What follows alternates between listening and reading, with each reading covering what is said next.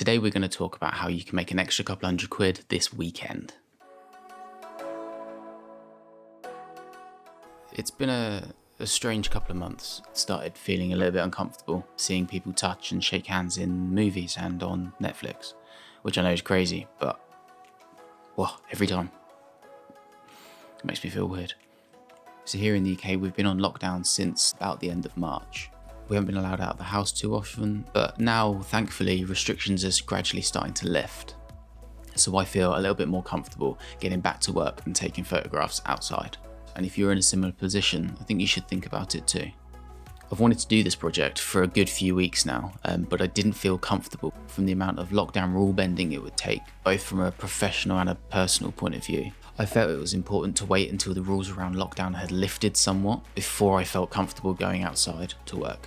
And now that restrictions in the UK are starting to lift, cafes and restaurants are starting to open for takeaways, and there's less restrictions about the amount of time that we're allowed to spend outside and the number of people we're allowed to see, I feel like now's the right time to go out and start working. So the idea is simple: lockdown memories, taking doorstep family portraits. It's really simple to do, and it's even easier to set up if you've got a local or community Facebook group for your area. If you don't have one of those, maybe look at setting one up yourself.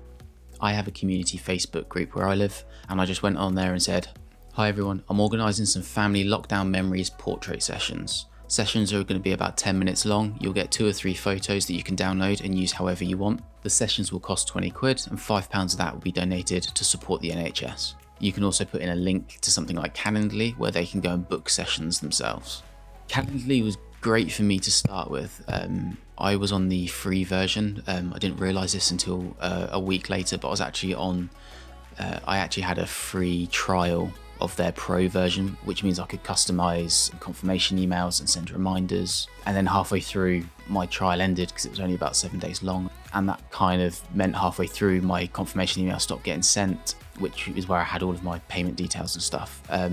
So if you do have the free version, make sure you put all of the information you want right up front in the session details, and don't rely on customised emails and reminders later on.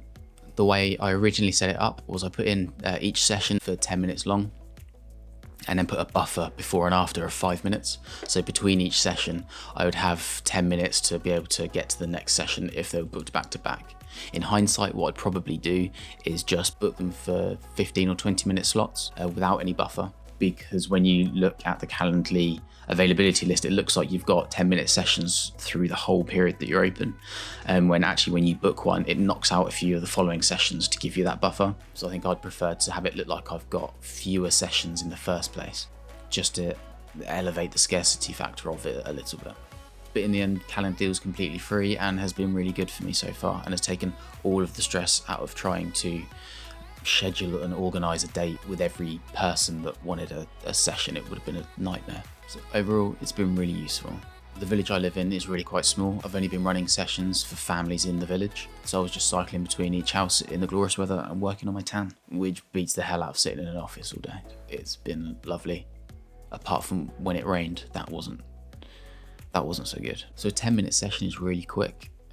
It gives you just enough time to kind of have a chat and relax your family before you even get your camera out of your bag, find out a little bit more about them, and just create a bit of a rapport. Then after that, once they're feeling a little more comfortable, kind of 5 minutes actually taking photos, running through a dozen different poses to get some variety. So a few days later, I deliver their photos through an online gallery. I use Shootproof. Although when they book, I only tell them they're going to get 2 or 3 photos, I'm actually aiming to deliver between 5 and 7. And actually, the average I've been delivering is probably closer to 10, just as a bit of added value and a pleasant surprise when they open up their gallery. Through the gallery, I've also set up a print shop so that my families can order prints directly through the gallery to make it nice and easy for them, and 25% of all the profits from those prints will also be donated to a charity. I've had a whole load of these sessions over the past couple of weeks. They've been really popular, and so far everyone's been really happy with the results. And it's a really easy way for photographers to make an extra couple of quid over the course of a weekend or a couple of weeks. Initially, I only wanted to do it over the course of a week, but it was so popular I ended up extending it to about 2.5 weeks, and now I'm taking kind of ad hoc bookings for the extra few people that still want them but couldn't get involved in the first sessions.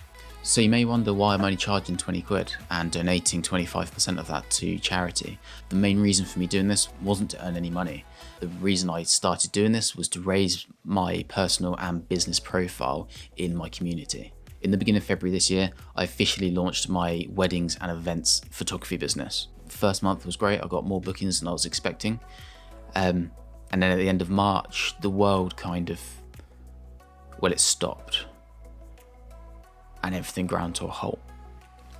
Thankfully, I've not had any cancellations so far, but all of my work for the year has been pushed into either right at the end of this year or most of it into next year. So the main reason for this was actually marketing, to get my local community thinking about me and my business next time they're thinking about booking a photographer. You can use this time to raise your profile both professionally and personally within your community. You're the first person that comes to mind. That's why my sessions were super quick, super cheap, and was raising money for charity. So I could fit as many sessions in as I could in a short amount of time, meet as many of my neighbours as I could, over-deliver the amount of photos that I promised them to leave them with a really good experience overall. That's how you can earn an extra couple of quid, raise money for charity, and raise your business profile within your community to put you and your business in a good place once this pandemic has calmed down somewhat. And if you've not got much experience in taking portraits in the first place, booking a whole load of quick sessions like this is a great way to practice. So thank you very much for watching. If you've got any thoughts or comments, if you've tried this yourself, I'd love to hear about your experience doing it. If you've got any more ideas of what you've been doing to keep busy during lockdown, I'd love to hear them as well. If you just write it down there. Thanks again. I hope you have a great day. I'll see you in the next one.